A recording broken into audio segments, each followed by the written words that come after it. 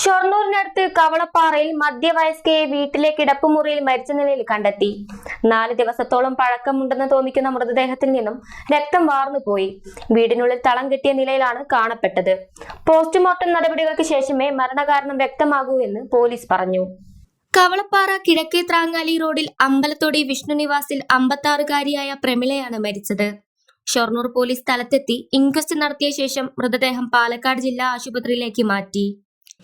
ഇന്നലെ രാത്രിയാണ് പ്രമിളയെ ഫോണിൽ വിളിച്ച് കിട്ടാത്തതിനെ തുടർന്നാണ് ബന്ധുക്കൾ അയൽവാസികളെ ബന്ധപ്പെടുന്നത്. അയൽവാസികൾ വീട്ടിൽ നിന്ന് നോക്കിയപ്പോൾ 2 വാതിലുകളും ഉള്ളിൽ നിന്ന് അടച്ച നിലയിലായിരുന്നു. വീടിനുള്ളിൽ നിന്നും ദുർഗന്ധം പുറത്തു വന്നിരുന്നു. പിന്നീട് ബന്ധുക്കളും അയൽവാസികളും പോലീസിനെ വിവരം അറിയിക്കുകയായിരുന്നു.